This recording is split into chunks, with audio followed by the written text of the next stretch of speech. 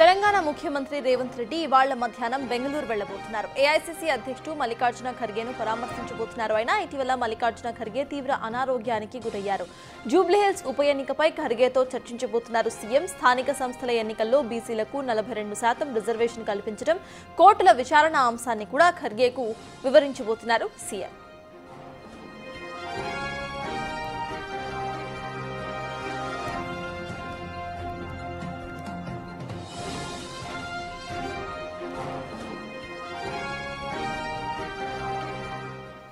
తెలంగాణ ముఖ్యమంత్రి రేవంత్ రెడ్డి ఇవాళ మధ్యాహ్నం బెంగళూరుకు వెళ్లబోతున్నారు. దీనికి సంబంధించిన అప్డేట్స్ మా ప్రతినిధి హేమ అందిస్తారు.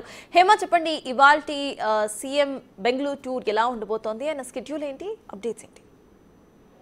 ముఖ్యమంత్రి రేవంత్ రెడ్డి మరి కాసేపట్లో నేరుగా శంషాబాద్ విమానాశ్రయం నుంచి బెంగళూరు వెళ్లనున్నారు. ప్రధానంగా బెంగళూరులో వెళ్లి అక్కడ ఖర్గేని కలవనున్నారు. ఇప్పటికే ఒకవైపు స్థానిక ఎన్నికలు, మరొక వైపు జూబ్లీహిల్స్ సంబంధించినటువంటి ఎన్నికల పైన కూడా చర్చ జరపనున్నట్టుగా సమాచారం. అయితే ప్రధానంగా ఇప్పటికే ఢిల్లీకి అటు మంత్రులంతా కూడా చేరుకున్నారు. ముఖ్యంగా ఏదైతే తెలంగాణ రాష్ట్రంలో 42% రిజర్వేషన్ అమలు చేయాలి అంటూ కూడా కాంగ్రెస్ భావిస్తుంది. సో ఇందులో భాగంగా 42%కి సంబంధించి ఇప్పటికే సుప్రీంకోర్టులో పిటిషన్ దాఖలైంది. సుప్రీంకోర్టులో ఈ రోజు ఈ అంశం పైన చర్చ కూడా విచారణ జరగనుంది. సో ఈ నేపథ్యంలో నిన్న సాయంత్రం బీసీ మంత్రులతో పాటు డిప్యూటీ సీఎం బట్టి విక్రమార్క కూడా ఢిల్లీ చేరుకున్నారు. సుప్రీంకోర్టులో మరి కాసేపట్లో జరిగేటటువంటి వాదనలో కూడా పాల్గొనున్నారు. అయితే మరొక వైపు రాష్ట్రంలో స్థానిక ఎన్నికల షెడ్యూల్ రిలీజ్ అయింది. స్థానిక ఎన్నికలకు సంబంధించినటువంటి అంశం పైన కూడా చర్చించనున్నారు. అదేవిధంగా కాంగ్రెస్ పార్టీకి ప్రస్తుతం ప్రెస్టీజియస్ గా మారినటువంటి జూబ్లీహిల్స్ ఎన్నికల పైన కూడా చర్చించనున్నారు. అయితే ఇప్పటికే జూబ్లీహిల్స్ ఎన్నికలకు సంబంధించి 3 మంత్రులకు సంబంధించినటువంటి కమిటీ వేశారు. ఆ కమిటీ ఇప్పటికే ఒక నివేదికను కూడా హైకమాండ్ కి పంపించింది.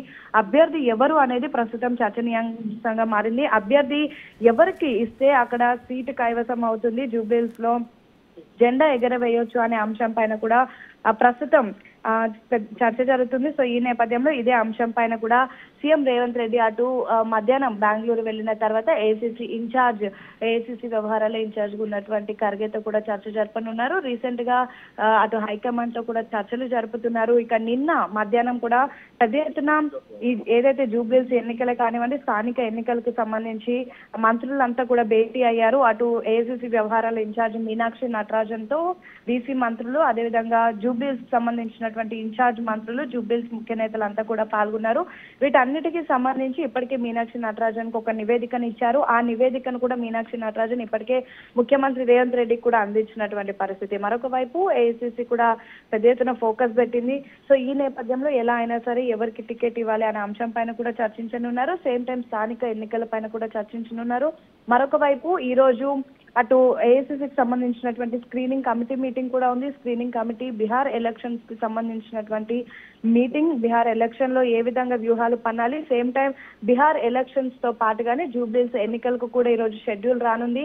మరొక వైపు ఈ రోజు సాయంత్రం లేదా రేపు సాయంత్రం వరకు కూడా జూబ్లీహిల్స్ కాంగ్రెస్ అభ్యర్థిని కూడా ప్రకటించనున్నారు. సో వీటన్నిటికీ సంబంధించి తాజా రాజకీయాల పైన కూడా ముఖ్యమంత్రి రేవంత్ రెడ్డి ఖర్గేతో చర్చించనున్నారు. సో చూడాలి, ప్రస్తుతం జరుగుతున్నటువంటి తాజా రాజకీయాల పరిణామాల్లో ముఖ్యమంత్రి రేవంత్ రెడ్డి ఖర్గే భేటీ అనేది చాలా కీలకంగా మారింది.